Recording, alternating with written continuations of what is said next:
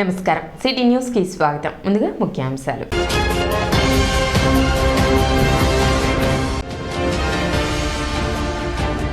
వాడి వేడిగా సాగిన మున్సిపల్ కౌన్సిల్ ప్రత్యేక సమావేశం.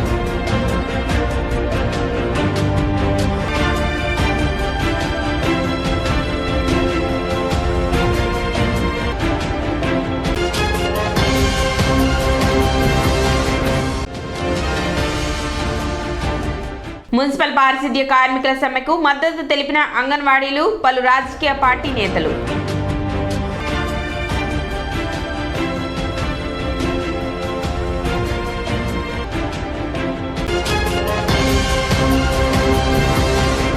పట్టణ టీడీపీ కార్యాలయంలో నూతన సంవత్సరం క్యాలెండర్ ఆవిష్కరణ జరిగింది. రాష్ట్ర బీసీ సాధికార డైరెక్టర్ తాడిశెట్టి వెంకటేశ్వరరావు రూపొందించిన నూతన సంవత్సర క్యాలెండర్ను మాజీ మంత్రి, టీడీపీ పొలిట్ బ్యూరో సభ్యులు నక్కా ఆనందబాబు ఆవిష్కరించారు. కార్యక్రమంలో పలువురు బీసీ నేతలు పాల్గొన్నారు.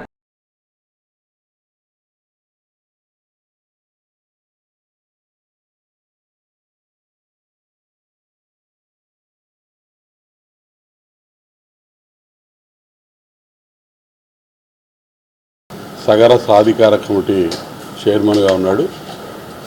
వారు నూతన సంవత్సర సంక్రాంతి శుభాకాంక్షలతో తెనాలి, వేమూరు నియోజకవర్గ పరిసర ప్రాంతాల ప్రజలకి శుభాకాంక్షలు తెలియజేస్తూ క్యాలెండర్ రూపొందించారు. తాడిశెట్టి వెంకటేశ్వరరావు న్యాయవాదిగా తెలుగుదేశం పార్టీకి విస్తృతమైన సేవలు అందిస్తూ ఉన్నాడు. అదేవిధంగా తన వృత్తిలో కూడా ఒక నిబద్ధతతో న్యాయవాదిగా పార్టీ కార్యకర్తలకు అనేక రకాలుగా అండగా ఉంటామన్నాడు. రాబోయే రోజుల్లో నూతన సంవత్సరంలోకి అడుగుపోతా ఉన్నాం. ఈ 4 సంవత్సరాలు 8 నెలల కాలం జగన్మోహన్ రెడ్డి పరిపాలన ఒక దురదృష్టకరమైనటువంటి గడియలు గడిపాం. చాలా దారుణమైనటువంటి పరిస్థితుల్లో ప్రజలందరూ కూడా అనేక రకాల ఇబ్బందులు పడ్డారు. రాబోయే నూతన సంవత్సరంలో 100 రోజుల్లో మొత్తం అయిపోబోతా ఉంది ఎన్నికలన్నీ కూడా ప్రక్రియ అంతా. ఈ జగన్మోహన్ రెడ్డి అనే భూతాన్ని నూతన సంవత్సరంలో సంక్రాంతి శుభ సందర్భంలో వదిలించుకోవడానికి ఈ జగన్మోహన్ రెడ్డిని రాష్ట్రం నుంచి తరిమి కొట్టడానికి ఒక ప్రతినిధి అవసరం ఉంది. రాష్ట్రాన్ని బాగు చేసుకోవాల్సిన అవసరం ఉంది.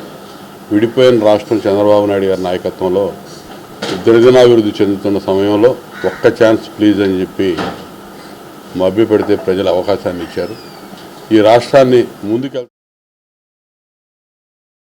గత 4 సంవత్సరాలు 8 నెలల నుంచి కూడా మన రాష్ట్రాన్ని ఒక 20 సంవత్సరాల వెనక్కి పంపించారు మరి జగన్మోహన్ రెడ్డి గారు. సైకో పాలనలో మనందరం కూడా తెలుగుదేశం పార్టీ కార్యకర్తలు, చిన్న కార్యకర్తలు, పెద్ద కార్యకర్తలు కూడా ఎన్నో ఇబ్బందులు పడి మరి ఇది చేశారు. అయితే 1983 నందమూరి తారక పార్టీ పెట్టినప్పుడు బీసీలు అందరూ కూడా ఈ పార్టీకి అండగా ఉండి ఈ పార్టీకి మరి అండగా ఉన్నారు. అప్పటి నుంచి ఇప్పుడు కూడా వాళ్ళందరూ కూడా మరి అండగా ఉండి ఈ పార్టీని ముందుకు తీసుకెళ్తున్నారు.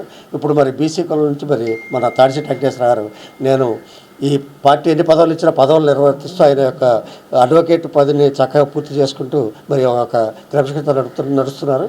వారికి మరి నూతన సంవత్సరం మరి సంక్రాంతి సమస్యల పరిష్కారం కోరుతూ మున్సిపల్ పారిశుద్ధ్య కార్మికులు చేపట్టిన సమ్మె 6వ రోజుకు చేరింది. అంగన్వాడీ టీచర్స్ మరియు ఆయాలు ధర్నా శిబిరం వద్దకు వచ్చి సంఘీభావం తెలిపారు. మున్సిపల్ వర్కర్స్ పోరాటానికి తమ సంఘం మద్దతు సంపూర్ణంగా ఉంటుందని, ఉభయ సంఘాలు కలిసి ఐక్యంగా ఉండి డిమాండ్లు సాధించే వరకు పోరాడదామని పిలుపునిచ్చారు. వేర్వేరు సంఘాలు అయినా మనమంతా ఒకటేనని తెలిపారు. సిఐటియు నాయకులు షేక్ హుస్సేన్ వలీ, కేబీ ప్రసాద్ మాట్లాడుతూ ఒక సంఘానికి మరో సంఘం సంఘీభావం ప్రకటించడం ఆహ్వానించదగిందని, పెరుగుతున్న చైతన్యానికి ఇది నిదర్శనమని, మీరు సరైన దారిలో రైట్ పాత్ ను ఎంచుకున్నారని చెప్పారు. ఉభయ సంఘాలు వారిని కొనియాడారు. మున్సిపల్ వర్కర్స్ యూనియన్ నాయకులు ఎం వెంకటేశ్వర్లు, ఎం పద్మ అంగన్వాడీ కార్యకర్తలకు ధన్యవాదాలు తెలిపారు. ఈ మున్సిపల్ కార్మికుల యొక్క సమ్మె, అంగన్వాడీ వాళ్ళ యొక్క సమ్మె గురించి మీరు ఎజెండాలో పెట్టండి, చర్చ చేయండి, ఒక తీర్మానాన్ని చేసి ప్రభుత్వానికి పంపించండి. అట్లా చేయడం ద్వారానే మా పట్ల మీకు సానుభూతి ఉన్నట్లు, మా పట్ల మీకు సౌహార్దత ఉన్నట్టు, మీరు మాకు సంఘీభావం తెలియజేసినట్టు అధికార పార్టీ కానీ, ప్రతిపక్ష పార్టీలు కానీ, లేకపోతే ఇండిపెండెంట్లు కానీ ఎవరన్నా కానీ ఒకరినొకరు దుమ్మెత్తి పోసుకుంటున్నారు. మీ వల్లే నష్టం, మీ వల్లే నష్టం అని చెప్పేసి ఆ దుమ్మెత్తి పోయటం కాకుండా ఇవాళ ఈ సమస్యని ఎజెండాలో పెట్టండి, చర్చ చేయండి. ఆంధ్ర రాష్ట్రానికి ఆదర్శంగా తెనాలి మున్సిపల్ కౌన్సిల్ నిలబడాలని మేము కోరుకుంటున్నాం. మున్సిపల్ కౌన్సిల్ తీర్మానానికి చట్టబద్ధంగా ఆ రకమైనటువంటి విశిష్టత ఉంది. మొట్టమొదటిగా మీరు ఆ పనిచేసి మిగతా అంశాలు ఏవైతే ఉన్నాయో అవన్నీ చర్చిస్తే బాగుండని చెప్పేసి ఈ కార్మికుల యొక్క పరస్పరం ఒకరొకరు మద్దతు ఇచ్చుకుంటూ మన సమస్య యొక్క పరిష్కారానికి ఉమ్మడిగా ఒకరు కలిసి పనిచేయాల్సిన అవసరం ఈ రోజు ఏర్పడింది. ప్రభుత్వం చర్చల పేరు మీద కాలయాపన చేస్తూ మరోవైపు ఈ సమ్మె నిర్వీర్యం చేయడానికి కావాల్సినటువంటి అన్ని రకాల ప్రయత్నాలు చేస్తా ఉంది. ఒకవైపు చర్చలు పిలుస్తుంది, మరోవైపు నిర్వీర్యం చేయడానికి కావాల్సిన ప్రయత్నాలు చేస్తుంది.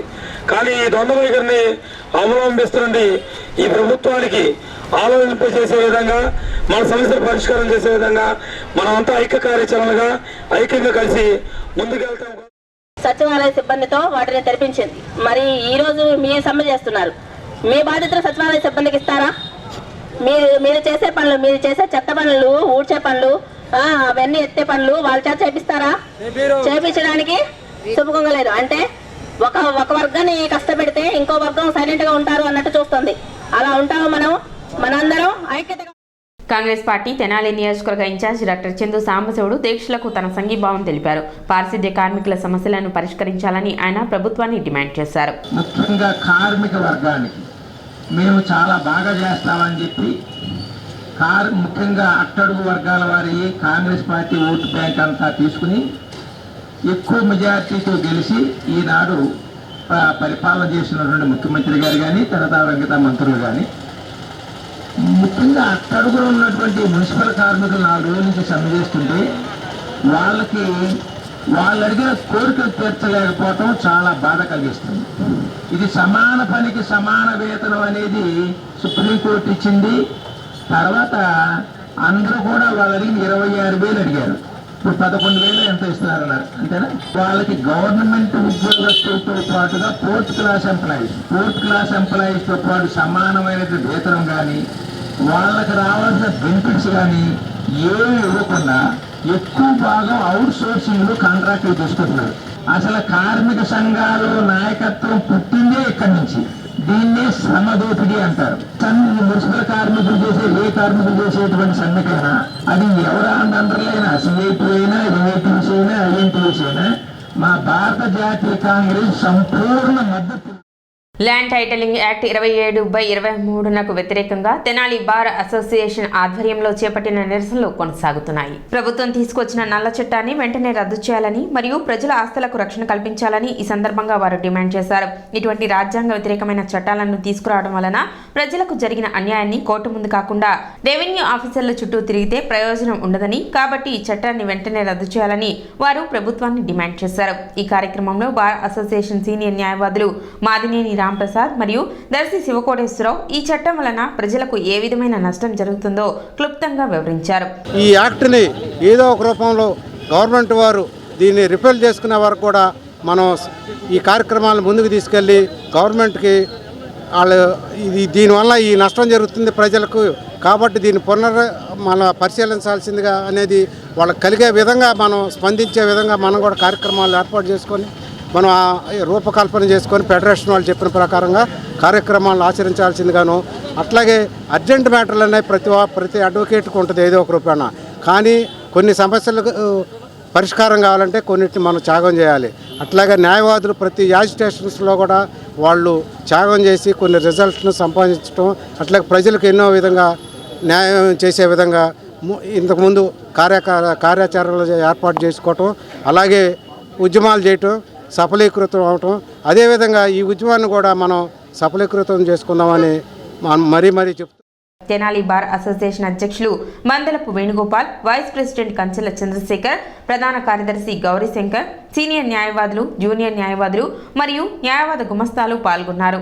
వాళ్ళు కొత్తగా ఒక వ్యవస్థను ఏర్పాటు చేసి వాళ్ళు రాజకీయ నాయకులు ఉంటారు, రెవెన్యూ వాళ్ళు ఉంటారు అని కూడా చెప్పలేదు. వాళ్ళు రిజిస్టర్ చేసింది ఫైనల్ వేదం అంట. ఒకవేళ మీకు తేడా వస్తే కనుక మీరు కోర్టుకి వెళ్తానికి వీల్లేదు. మీకు మీ మధ్యలోకి మీరు కనుక బలవంతులు తక్కువైతే కనుక మీకున్న ప్రకృతి ఇచ్చింది ఏంటంటే కోర్టుకి వెళ్తాం. ఆ హక్కును తీసి పారేస్తారు. తీసేసి ఆ రాజకీయ నాయకులు చెప్పిన వాళ్ళే అధికారం అంట. అలానే మీకు 60 ఏళ్ళ నుంచి 100 ఏళ్ళ నుంచి హక్కులు ఉన్నా కూడా ఆ రిజిస్టర్లో కనుక 2 ఏళ్ళ తర్వాత వేరే వ్యక్తి ఒప్పుకున్నాక దాన్ని తీయించేసే హక్కు మీకు ఒరిజినల్ ఓనర్స్కి ఉండదంట. ఎవరు వారసులు కాదు అనేది కూడా ఆ రాజకీయ వ్యక్తి నిర్ణయిస్తారు.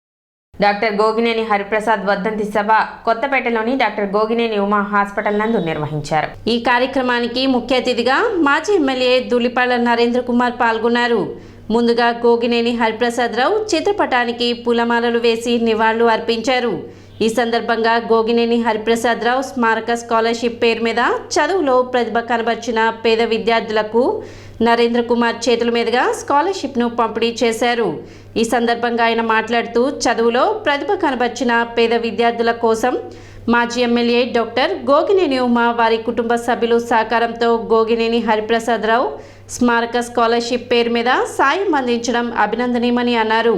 పేదల కోసం గోగినేని హరిప్రసాద్ రావు స్మారక ట్రస్ట్ గత కొన్ని సంవత్సరాలుగా అనేక మంది పేద విద్యార్థులకు విద్యాభివృద్ధికి ఆర్థిక సాయం అందించి గొప్ప మనసు చాటుకున్నారన్నారు. డాక్టర్ ప్రసాద్ గారు అలాగే శ్రీమతి గోగినేని ఉమ్మగారి కుటుంబం ఆయన జ్ఞాపకార్థం ఆయన ఆశయాల్ని కొనసాగించడానికి ప్రతిభా పురస్కారాలు ఇవ్వటం జరుగుతూ ఉంది. గత 3 సంవత్సరాలుగా ఈ ప్రతిభా పురస్కారాలు ఎవరైతే ప్రతిభ కలిగిన విద్యార్థులు, ఆర్థికంగా వెనుకబాటుతనంలో ఉన్న విద్యార్థులు, చదువుకోవాలనే తపన, సాధించాలనే తపన ఉన్న విద్యార్థులను గుర్తించి గత 3 సంవత్సరాలుగా 4 విద్యార్థులకి ఈ పురస్కారాలు ఆర్థిక సహాయాన్ని అందజేయడం జరుగుతూ ఉంది. మంచి ఆశయం కోసం ఆయన జ్ఞాపకార్థం ఒక మంచి కార్యక్రమాన్ని తీసుకున్నారు.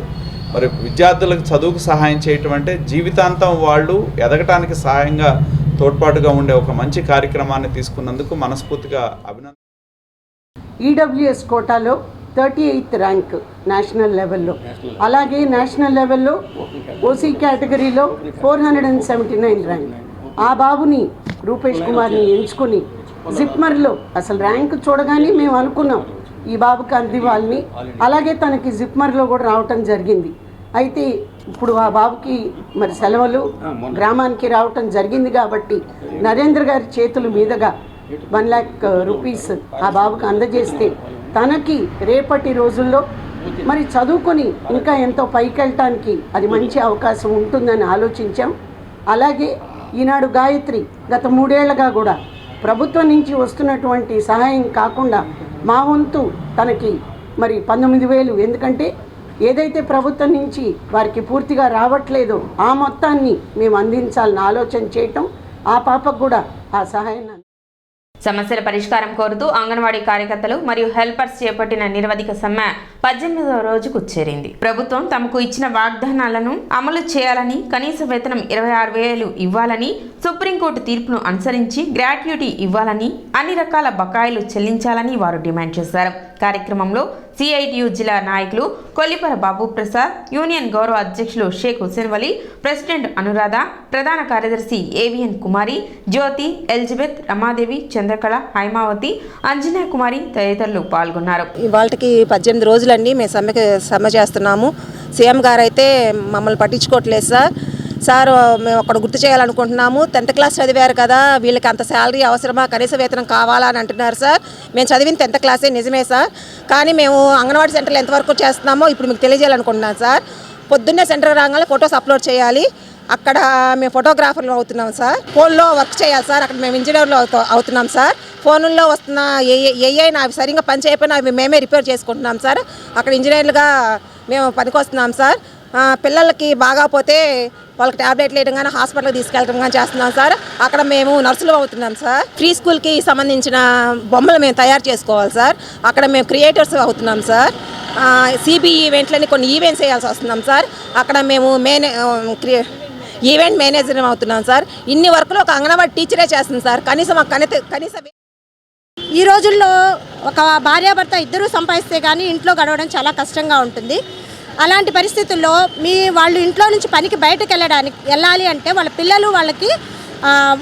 పిల్లలు ఎక్కడ వదలాలి అనే సేఫ్ సైడ్ లేదు. అలాంటి పరిస్థితుల్లో మాకు అంగన్వాడీ టీచర్ దగ్గర వదిలిపెడితే చాలా సేఫ్ సైడ్, మా పిల్లల్ని వదిలిపెట్టి మేము పనికి వెళ్ళొచ్చు అని చాలామంది తల్లులు ఫీల్ అయ్యి ఆ పిల్లల యొక్క పోషణ బాధ్యత, వాళ్ళ జాగ్రత్తలు, వాళ్ళ యొక్క చదువుల విషయం కూడా మేము తీసుకొని ఒక అంగన్వాడీ కార్యకర్త చేస్తున్న పని అంటే ఈ విషయాలన్నిటి గురించి అంగన్వాడీ కార్యకర్త బాధ్యత వహిస్తూ పనిచేస్తున్నారండి.